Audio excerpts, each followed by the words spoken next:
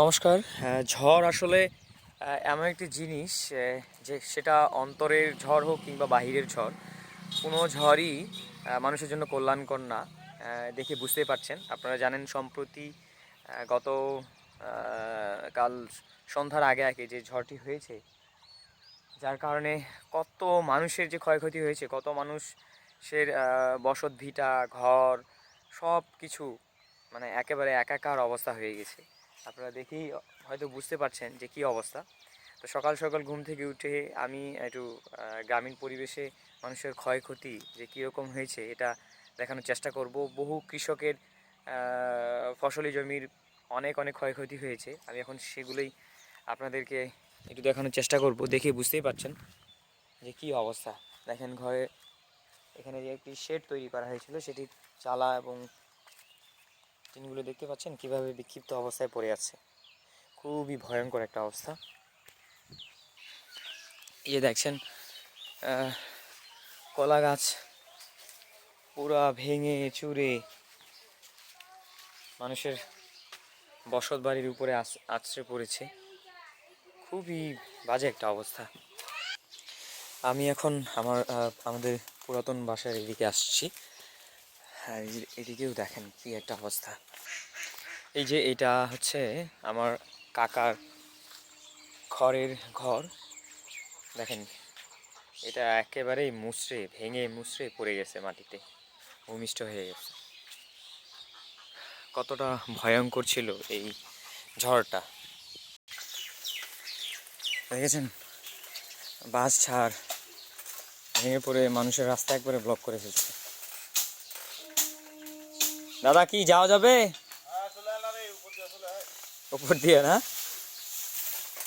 ওরে বাবা, কি বাস ঝাড় কি একবারে রাস্তায় পড়ে গেছে। ও, আপনাদের কি ঝড়ের কি অবস্থা, কেমন কি?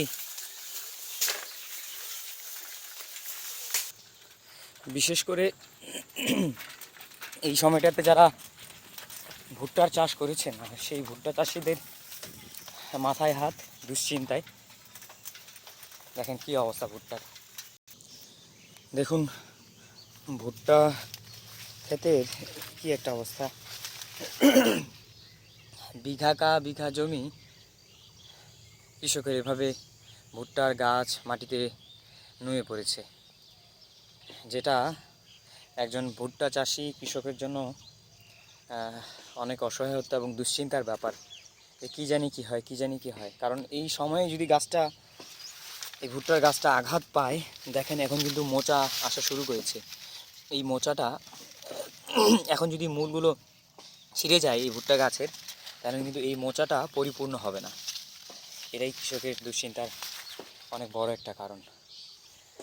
এই সর্বনাশা ঝড় কত মানুষের যে এইভাবে ক্ষয়ক্ষতি করেছে সেটা সৃষ্টিকর্তাই জানেন। সব সৃষ্টিকর্তার লীলা খেলা। এদিকে আলুর শেড, অস্থায়ী শেডের কী অবস্থা দেখেন।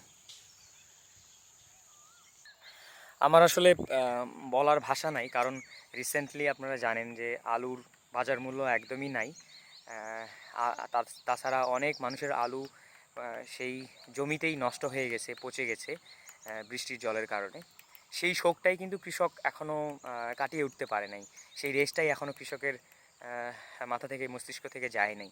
তার সাথে সাথেই আবার এই যে একটা প্রাকৃতিক বিপর্যয়, প্রাকৃতিক একটা ঝড় চলে আসলো। জানি না এই ক্ষয়ক্ষতি বা এই যে বিপদ থেকে কৃষক কিভাবে উঠবে, আমি জানি না। সব কিছু উপরওয়ালাই জানেন।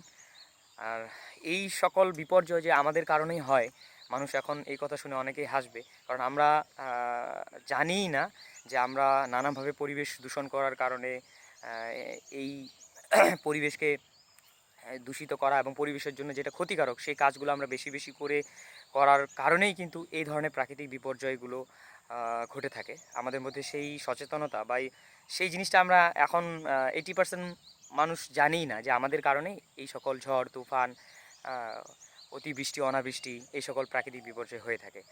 আসলে এই জিনিসগুলো নিয়ে আমাদের সচেতনতা বৃদ্ধি করা উচিত, যাতে করে আমরা একটু পরিবেশের প্রতি শ্রদ্ধাশীল এবং যত্নশীল হই। এইখানে বেগুনের বীজের জন্য শেড তৈরি করা হয়েছিল। দেখেন শেডের কী অবস্থা, এটা কোনোভাবে টিকে আছে আর কি,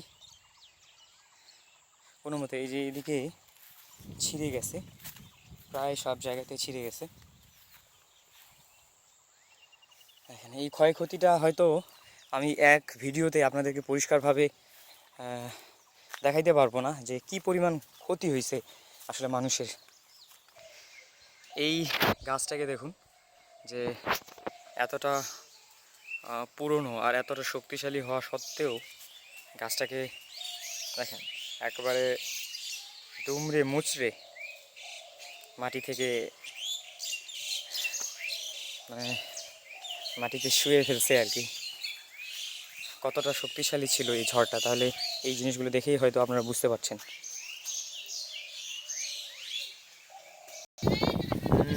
এইখানে দেখেন ঘরের চালা কি অবস্থা।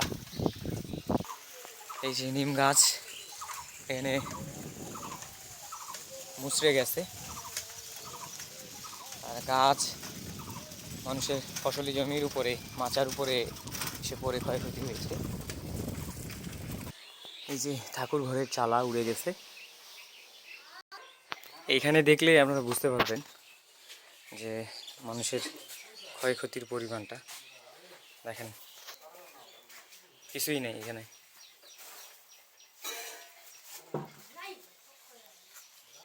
আমি এখন আসছি আমাদের পুরাতন বাড়িতে, এটা আমার কাকার ঘর। আর আমি এই যে দেখেন উপরে টিনগুলো এদিক থেকে ঠিক দেখাচ্ছে, আমি যদি এখন আপনাদেরকে ভিতর থেকে একটু দেখাই, এখানে কাপড় দেওয়া আছে তাই ঠিকঠাক বোঝা যাচ্ছে না। আমি এখন এই যে দেখছেন কাপড় দেওয়া আছে, তবুও কিন্তু ক্লিয়ার দেখা যাচ্ছে যে টিনগুলো কিভাবে ছিদ্র হয়ে গেছে। এই যে দেখেন, আমি যদি এই যে দেখেন সর্বনাশা ঝড় এভাবে কত মানুষের ক্ষতি করেছে সেটা বলা বাহুল্য। দেখছেন, ভাষায় প্রকাশ করার মতো না। এই গাছটাকে এই যে দেখেন উপরে কিন্তু গাছটা ভেঙে পড়ছে, আর ভেঙে গিয়ে এই ঘরের উপরে পড়ছে ওই যে ডালপালা। আমি আসলে ভাষায় প্রকাশ করতে পারবো না যে কতটা ক্ষয়ক্ষতি হয়েছে মানুষের।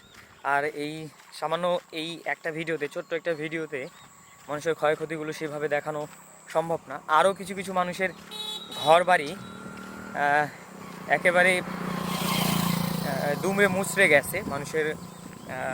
মানুষ যে ঘরে থাকে সেই ঘরের চালা এবং যা আছে সব কিছু একবারে ভেঙে তছনছ হয়ে গেছে। কি বলবো, আমি সবাইকে আবারও অনুরোধ করে বলতে চাই যে এই যে প্রাকৃতিক বিপর্যয়গুলো এগুলো আমাদের কারণে হচ্ছে। আমাদের একটু পরিবেশ সম্পর্কে সচেতন হওয়া উচিত। আমরা যাতে এই পরিবেশকে দূষিত না করি, পরিবেশের জন্য যেটা ক্ষতিকর সেই কাজগুলো না করি, তাহলেই কিন্তু এই ধরনের যে প্রাকৃতিক বিপর্যয়, ঘূর্ণিঝড়, অতিবৃষ্টি, অনাবৃষ্টি, অতিরিক্ত বন্যা, তারপর অতিরিক্ত খরা, এগুলো থেকে আমরা রেহাই পাবো। যদিও এগুলো হবে কিন্তু একটা সহনশীল পর্যায়ে হবে। এই ছিল ঝড়ের আমাদের গ্রামের অবস্থা, সেটাই আমি আপনাদের সাথে এই ভিডিওর মাধ্যমে তুলে ধরলাম। আশা করি সকল আপনাদের নিজের এলাকার কী অবস্থা সেটা কমেন্ট বক্সে অবশ্যই জানাবেন। আজকে এই পর্যন্তই। সবাই ভালো থাকুন, সুস্থ থাকুন। সৃষ্টিকর্তা সবাইকে ভালো রাখুক, সুস্থ রাখুক, নিরাপদে রাখুক। ধন্যবাদ, নমস্কার।